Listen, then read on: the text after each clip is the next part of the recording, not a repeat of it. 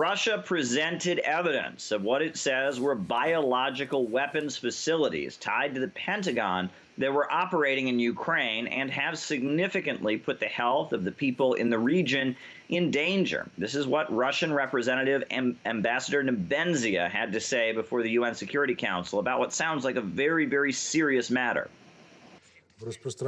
In the documents that we have shared this morning, you can see one called the Technical Assistance Plan for certain recipients of the Ukrainian Ministry of Defense. I recommend you look through this document very carefully. It confirms the Pentagon's direct funding and supervision of military and biological projects in Ukraine.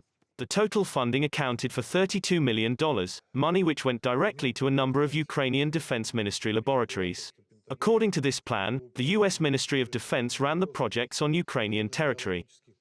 Now, Nebenzia anticipated flat-out denial from U.S. officials. They would dismiss the concerns as simply the propaganda of Russia, as they routinely do with concerns that Russia raised. So he presented real evidence, signed documents, etc. He went on to say there is very, very solid evidence of the United States working in Ukraine to set up these biolabs for military purposes, and that it has had an impact on the health of people in the area. This is what Nebenzia went on to say when addressing the Security Council.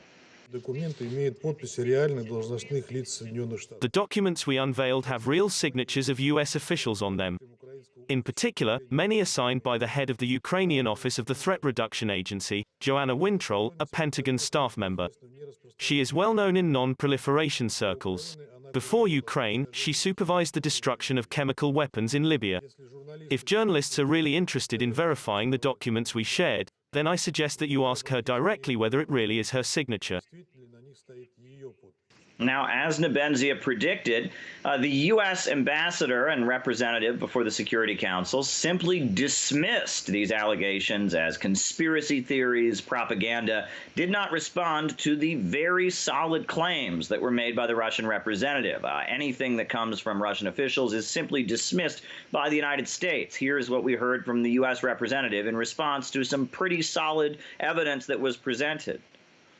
You gave us exactly what you gave us last week. And last week we heard from the Russian representative a tirade of bizarre conspiracy theories. This week we're hearing a whole lot more where that came from. Things that sound like they were forwarded to him on a chain email from some dark corner of the internet. As you just saw, the U.S. representative does not seem to share Russia's concerns about public health, and this is fitting a pattern. We recently saw former U.S. Congresswoman Tulsi Gabbard widely attacked because she raised concerns about the biolabs in a video that was circulated on YouTube. We saw not only allegations that her simply bringing it up proved her to be a Russian asset, we saw calls for her to be prosecuted simply for talking about it. And in the United States, there is just a refusal to engage with anything that Russia is saying, to examine the evidence that Russia is presenting. There seems to be no concern about the real threats to public health in this situation, or the reality that it appears that the United States was working with Ukraine to develop, biological labs that were carrying out military operations. This is a very, very serious issue, and the United States seems very concerned about the use of chemical and biological weapons in other countries and has repeatedly raised that at the Security Council. However,